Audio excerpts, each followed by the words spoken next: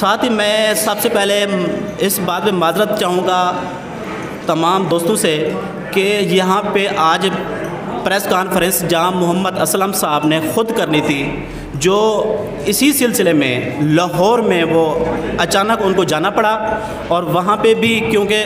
Press conference इसी time की रख दी गई थी और कुछ मीटिंग्स भी थी, जिस वजह से वो यहाँ मौके पे नहीं पहुँच सके। उनकी तरफ से हम लोग भांजे बतौर लीगल टीम भी यहाँ पे आपसे इल्तमास करवाने आए हैं कि हमारी आवाज़ को बुलंद करें और बुलंद ताकि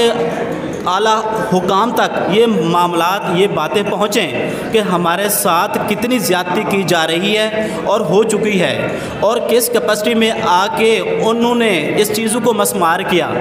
उसके बाद जब दरख्वास्त लिख के TMA के चीफ़ ऑफिसर साहब के पास गए हैं, 2 दिन हो गए हैं, चीफ़ ऑफिसर साहब वो एप्लीकेशन मार्क करने पे गवारा ही नहीं कर रहे हैं। उनको इतना कहा गया है कि सर जो प्रोसेस अडॉप्ट किया गया है वो प्रोसेस की सिर्फ हमें फ़ाइल दे दें कि किस ऑर्डर के तहत किसने ऑर्डर दिया, कैसे आए और उसमें ये मशीनरी हैवी मशीनरी आप वहाँ मौके के पे लेके आए, आखिर इसके कोई फीसेस होंगी, इसके कोई मामलात होंगे और ये जो इतनी प्राइवेट लोग ले गया है, ये टाउट माफिया कौन था, कौन करप्ट थे, कहाँ से लेके आए, इतनी असले के साथ लेज़ लोग आए हैं। और साथ ही ये बगदाद और जदीद पुलिस स्टेशन से जहाँ मोहम्मद अकरम ASI साहब जिनके सरबराही में ये मामलात किए रहे और वहाँ पे रोकने की कोशिश भी की गई, लेकिन उसके बावजूद उन्होंने बजाय इस बात को सुनने के उन्होंने लोगों को अरेस्ट किया और बहर जब ले गए, जब ये उन्होंने सारा मसमार कर दिया, मसमार करने के बाद वो फिर छोड़ दिया। इससे पहले 31/5/2022 को बरोज़ एतवार वाले हाफिज़ मोहम्मद सलीम साहब सिविल जज बहावलपुर की अदालत से स्टे भी मौजूद है, जिसमें वाज़े तौर पर TMA को हिदायत की गई कि किसी किस्म की कोई मुदाखलत, इंटरफेरेंस और साथ ही डेमोलिश कोई कार्रवाई नहीं कर सकते। और ये स्टे 7/12/2021 को जारी हुआ। प्रॉपर उसमें वो हाजिर आए, जवाब दावा दिया, हुक्म इम्तनाई पर बहस चली आ रही थी और वो आज तक स्टे उसमें मौजूद है। उस स्टे के होने के बावजूद बिल्डर्स माफिया जो भी हैं, करप्ट माफिया, उनकी बिहाफ पे उनकी पोस्ट पिनाई करते हुए टीम के अमला ने जो प्राइम सिटी हाउसिंग सोसाइटी पर धावा बोलकर सारा कुछ मसमार कर दिया, एक भी चीज़ नहीं बची। और वहाँ पे मौजूद जितनी आबशारें थीं और उसके अलावा जो खूबसूरती वहाँ पे मुख्तलिफ़ अंदाज में सजाई गई थी, टोटल उसको डेमोलिश किया गया है। और साथ ही पुख्ता रोडें थी, मौके पे पुख्ता रोडें बिल्कुल टूट फूट का शिकार की और मशीनें चलवाते रहे। जी, डिप्टी कमिश्नर साहब को भी एप्लीकेशन गुजारी और चीफ ऑफिसर को भी एप्लीकेशन गुजारी और अदालत में सिविल कोर्ट में कंटेम्प्ट फाइल भी की कि जनाब आपके स्टे की वैलेशन की गई। इलाका मजिस्ट्रेट को अलग से एप्लीकेशन दी कि हमें इंतज़ामिया नहीं कोऑपरेट कर रही हमारे साथ, मेहरबानी करें खुदा के वास्ते ये एप्लीकेशन अलाउड करें और फौरी तौर पे ये डाटा रिकॉर्ड जो अपने कब्ज़े में लें और नेक्स्ट फर्दर प्रोसीडिंग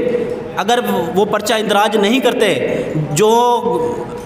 लोग शामिल हैं तो कोर्ट जो है अपने तौर पे प्राइवेट कंप्लेंट हमारी सेक्शन 200 के तहत लेके फर्दर कार्रवाई करे और ज़िम्मेदारान के ख़िलाफ़ को ज़ाब्ता कार्रवाई अमल में लाए।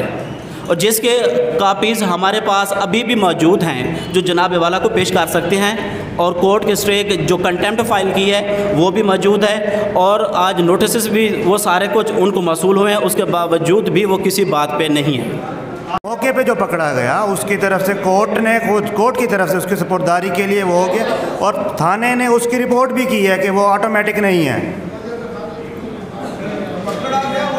पकड़ा नहीं किया, जो ज़बरदस्ती वहाँ से गार्ड से लिया गया वो 30 बोर था, ऑटोमेटिक नहीं था। ये गलत इन्फॉर्मेशन है आपके पास। उस असले की, उस पिस्टल की आज लाइसेंस की कॉपी और परमिट हम ले के आए हैं। कि वो आप वेरिफिकेशन करवा सकते हैं उस पिस्टल की कि वो पिस्टल जो है लाइसेंस है तो किस कंपनी का है,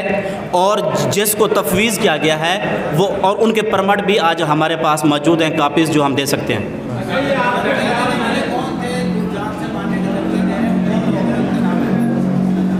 जो हमें अब तक इतलात मिल रही हैं, जो धमकियां आ रही हैं, उसमें से मोहम्मद अली ख़ान वालिद नसरुल्लाह ख़ान है, और सुहेब हारून है, हसीब हारून है। उसके अलावा जो हमें अब तक रिपोर्टें आ रही हैं बिल्डर्स जो पीछे, उसमें से हमें 3 लोगों पे कंफर्म नहीं है, हम कंफर्म कर रहे हैं। चौधरी इजाज़ है, तलत महमूद साहब हैं और महार अशरफ साहब हैं। ये 3 लोग हैं जो हमें वो कर रहे हैं।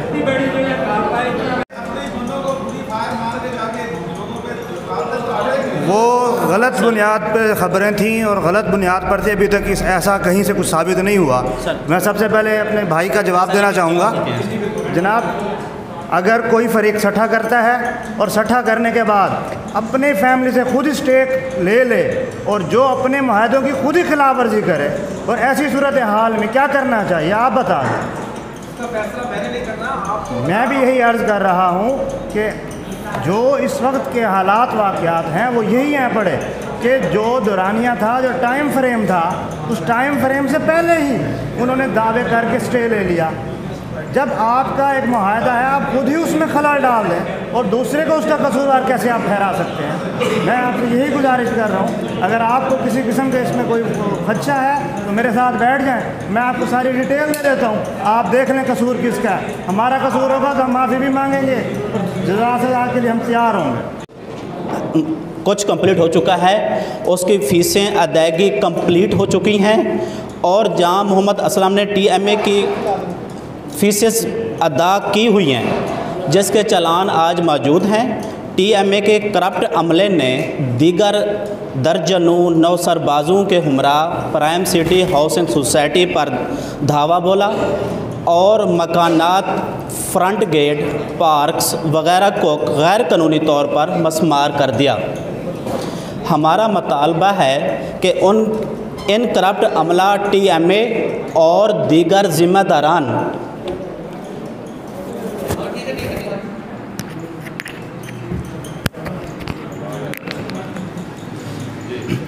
हमारा मुतालबा है कि उन करप्ट अमला, TMA माफिया और दीगर ज़िम्मेदारान के ख़िलाफ़ कानूनी कार्रवाई अमल में लाई जाए। हमारा मुतालबा RPO साहब बहावलपुर, DPO साहब बहावलपुर, कमिश्नर साहब बहावलपुर, डिप्टी कमिश्नर साहब बहावलपुर फिल-4 करप्ट माफिया के ख़िलाफ़ कार्रवाई अमल में लाएँ ताकि मुतासरीन के नुकसानात का अजाला हो और हमारे अज़ीज़ जान मोहम्मद असलम को हरासा किया जा रहा है और उसे जान से मारने की धमकियां भी दी जा रही हैं। हमें सिक्योरिटी फराहम भी की जाए और नुकसानात का अजाला भी किया जाए। आकर मौके पे डेमोलिश करवाया गया और उसकी पुष्ट पिनाई की गई, और साथ ही मौके पे जब पहुँचे तो उनको बताया कि ये हमारे पास स्टे भी मौजूद है और जनाब के पास भी मौजूद है। स्टे की मौजूदगी में आप लोग इसको कैसे मस्मार कर सकते हैं? तो उन्होंने बजाय हमारे स्टे ऑर्डर लेने के, हमारी बात सुनने के, उन्होंने सब चीज़ों को डेमोलिश करके बड़े तसल्ली के साथ बिल्कुल उसको एक कब्रिस्तान की शक्ल देकर वापस चले आए, जिसकी तस्वीर, जिसकी वीडियोस मेरे पास अभी भी मौजूद है, जो जनाबे वाला को मैं पेश करता हूं, जिसमें हम उनको जितने भी TMA के अमला थे सबको अलग अलग मिन्नतें कर रहे हैं, एक बार हमारी फ़ाइल तो देख लें, एक बार कोर्ट का स्टे तो देख लें। स्टे होने के बावजूद कुछ भी नहीं सुना गया है कि आप हजरात आज की इस प्रेस कॉन्फ्रेंस में तशरीफ़ लाए। हम प्राइम सिटी हाउसिंग सोसाइटी के डेवलपर जाम मोहम्मद असलम के भांजे हैं और उनके लीगल टीम भी हैं। मेरा नाम सैफुर रहमान है और ये मोहम्मद सरफराज हैं और ये मोहम्मद काशिफ साहब हैं और उनके बिहाफ आज ये प्रेस कॉन्फ्रेंस कर रहे हैं। जी, ये जो करप्ट माफिया जो मौके पे मौजूद था TMA का, उसमें से चौधरी अब्दुल खालिक बिल्डिंग इंस्पेक्टर साहब हैं और अब्दुल रज़ाक साहब हैं, चौधरी मोहम्मद सरवर साहब हैं,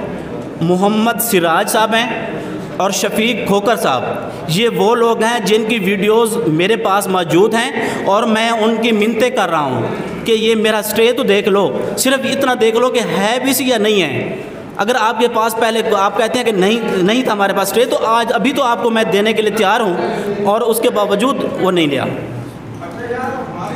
4 बजे के करीब थाना बगदादुल जदीद पुलिस हाउसिंग सोसाइटी के अंदर दाखिल होती है और दीवारें फलांग के आती है। दीवारें फलांग के जब अंदर पहुंचती है, वहाँ पे मौजूद जो प्राइम सिटी हाउसिंग सोसाइटी के गार्ड थे, उन गार्डों को भी अरेस्ट किया और जो गार्ड सोए हुए थे उनको भी जगा के उनको भी अरेस्ट किया। और जो असला था, जो लीगल असला है, जिसके लाइसेंस बाकायदा लेके गए हैं उनके पास कि ये लाइसेंस हैं, ये इनको जिनको तफवीज़ किया गया, जिनको गार्ड रखा गया है आगा कंपनी वालों की तरफ से, ये उनके रिकॉर्ड हैं। उसके बावजूद उन्होंने 48 घंटे हमारे तमाम गार्ड्स को और जहाँ मोहम्मद असलम के छोटे भाई जो हमारे मामू हैं उसको उन्होंने बंद हवालात रखा, जिसकी बाबत इलाका मजिस्ट्रेट बहावलपुर को भी एप्लीकेशन दी है, डीपीओ को भी दरख्वास्त दी है कि फौरी तौर पे सीसीटीवी फुटेज 29 तारीख की और 30 तारीख की रिकवर करवाई जाए थाना बगदादुल जदीद की, कि वहाँ पे ये 48 घंटे बग़ैर किसी वजह के बंद हवालात रखा गया। किस कैपेसिटी में, किस हैसियत से रखा गया? 30 तारीख को 11 बजे FIR का वकूआ बनाते हैं और उसमें 13-20-65 की FIR देते हैं और उसमें वो वकूआ ये बनाते हैं कि जी हम लोग गश्त पर मामूर थे, जब प्राइम सिटी हाउसिंग सोसाइटी के करीब पहुँचे तो वहाँ पे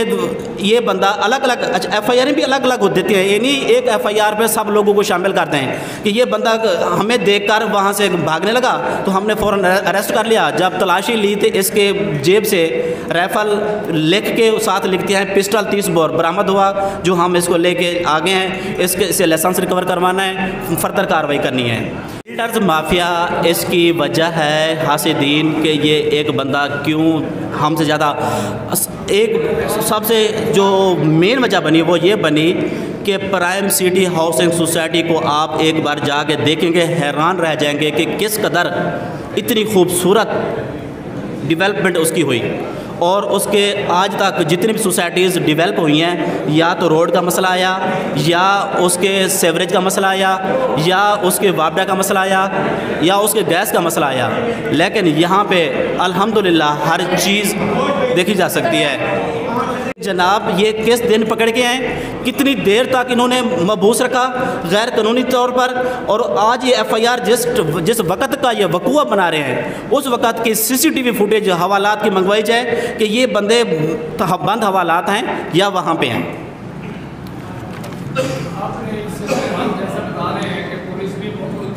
मैं इस टाइम प्रेस कॉन्फ्रेंस इसलिए करने आया हूँ कि करप्ट माफिया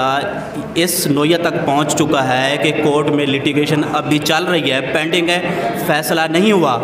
वो हमला आवर हो के इतना बड़ा नुकसान कर गए हैं, मज़ीद कितना नुकसान करेंगे। और ये तो अभी ये खुदा की मेहरबानी हुई है कि किसी की जान नहीं गई। हमें तो इसका भी खौफ है, अभी तक खौफ है इस बात का कि किसी टाइम कुछ भी हो सकता है, कहीं से भी गोली चल सकती है, कोई भी मामला हो सकते हैं। इस टाइम हाउसिंग सोसाइटी का हमारे पास है, वो सिर्फ तोड़ फोड़ उन्होंने की है। मेन गेट तोड़ा, साथ वाली जो दीवारें बाउंड्री वाल थी कुछ वो तोड़ी, आबशार थी और मुख्तलिफ़ किस्म के घोड़े वगैरह और हाथी और जैसे शेर चीज़ें थी वो सारी वो भी उखाड़ दी उन्होंने, और पार्क के अंदर मज़ीद कुछ चीज़ें वो भी उखाड़ी, और तकरीबन 8-9 घर भी मसमार किए हैं कि वो हासिदीन के उनको हमसे इतना बड़ा हमसे परेशान करके उनको क्या मिलेगा या मिला है, सिर्फ हसद है और कुछ भी नहीं है कि इन्होंने अच्छी सोसाइटी बना ली। इसके अलावा मज़ीद कितने सोसाइटीज़ इन्होंने बनानी है।